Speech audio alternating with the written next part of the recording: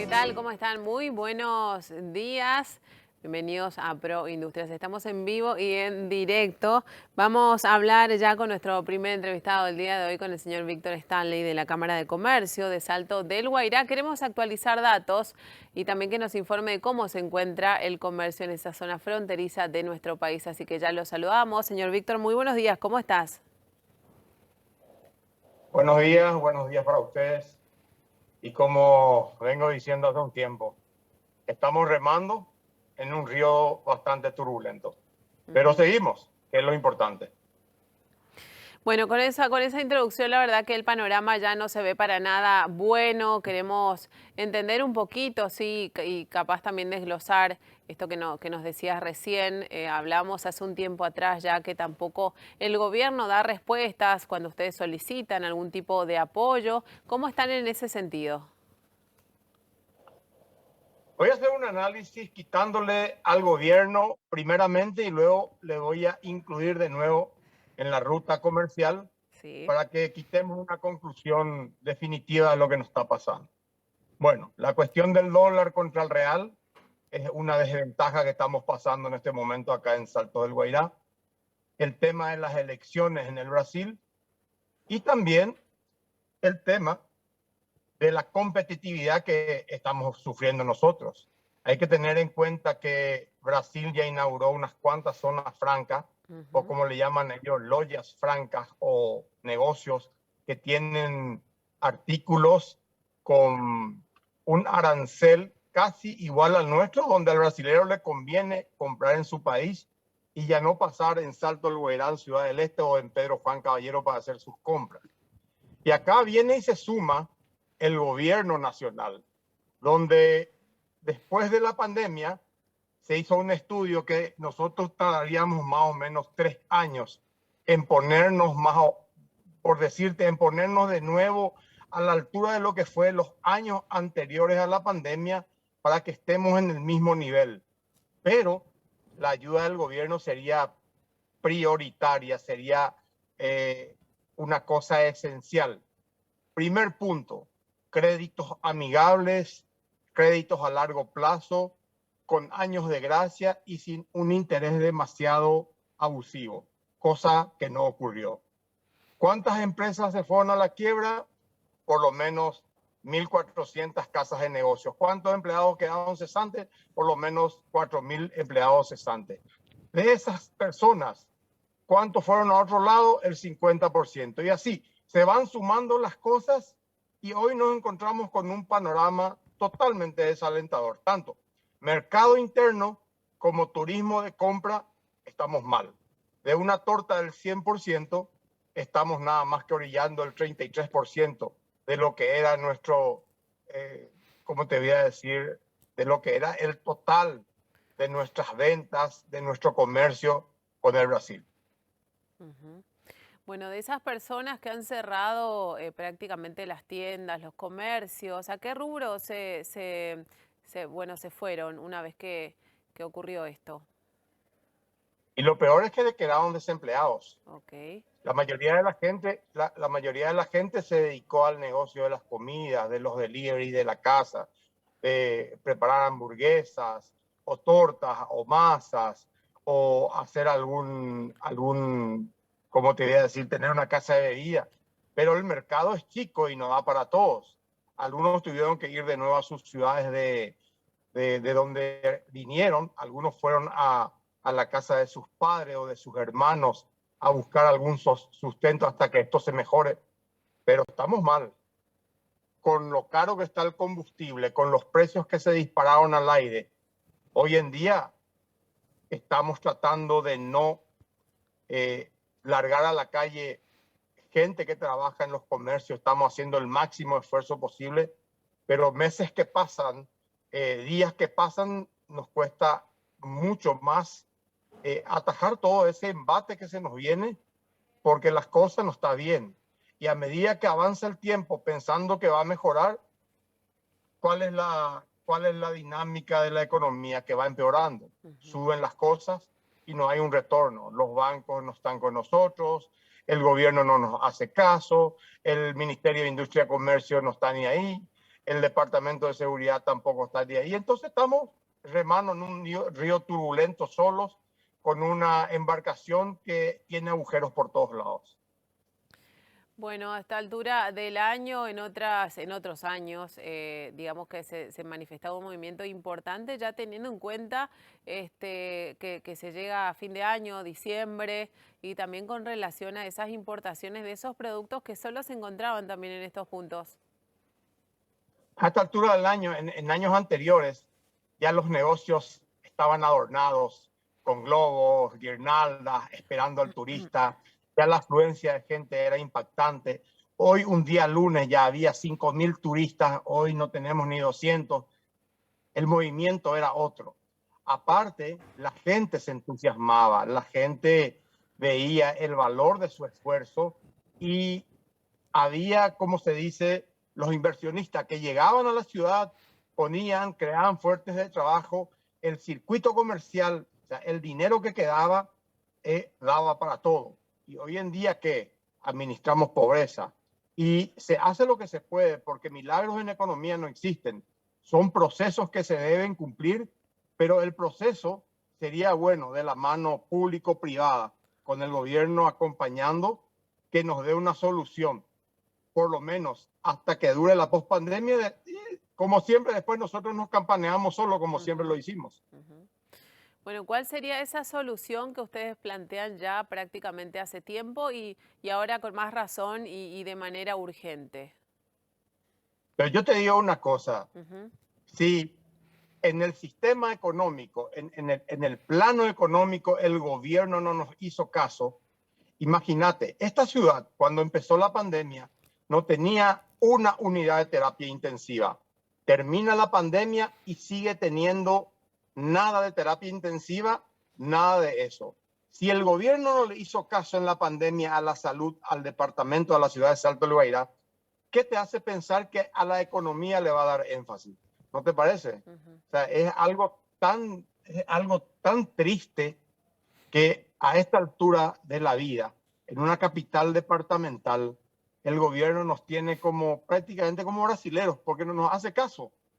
La gente del gobierno se acuerda de Salto del Guairá solamente en época de elecciones y para pasarnos los datos del tiempo. Y nada más que eso, porque pareciera ser que no existimos para el gobierno nacional. Y te voy a contar una cosa entre paréntesis. Sí.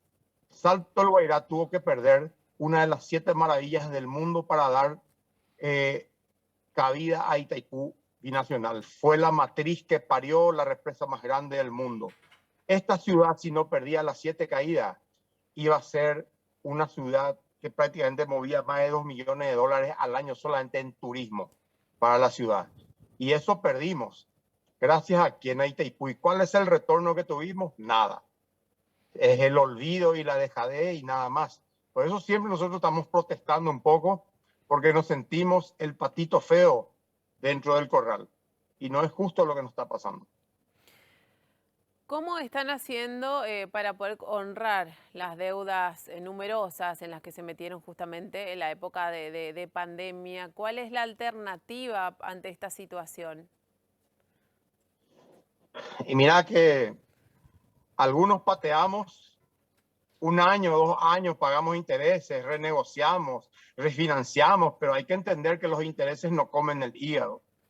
Es una vergüenza, yo digo que es una vergüenza como nosotros que tuvimos un orden financiero, que no hicimos ninguna locura financiera, tengamos que pagar altos intereses por algo que no tuvo nada que ver con nosotros. Si bien la pandemia fue mundial, ¿cómo es posible que nadie tenga esa consideración con el sector productivo acá de Salto del Guairá? Es una trompada realmente para nosotros seguir, ¿entendés? Pagando cuentas, pagando intereses como si fuera que nada ocurrió. Acá hubo una pandemia, estuvimos parados casi 1 año cerrando nuestras puertas y nadie tuvo una consideración de nosotros. Por eso es lo que yo digo. Seguimos sobreviviendo porque somos seguramente muy audaces o somos demasiados Sí, sí. preparados. Pero llega un momento donde ya no se puede aguantar y algunos cierran sus puertas, algunos despiden funcionarios y definitivamente se van de la ciudad. Imagínate, de casi 3.200 negocios abiertos, hoy tenemos 950. Más de eso no existe. Ujú. Mira todo lo que cambió la ciudad. Y detrás de eso, ¿cuántos platos de comida en cada hogar? Detrás de eso, ¿cuántos impuestos no pagados? ¿Cuántos salarios mínimos no abonados? Es un caos social, porque realmente es así. ¿Usted nota que se da un éxodo en ese sentido de los habitantes que trabajan justamente en la parte comercial y se van a otros puntos del país para ver si tienen mejor suerte o cuál sería la solución en ese sentido? Antes de la pandemia, Salto del Guairá tenía 65.000 habitantes.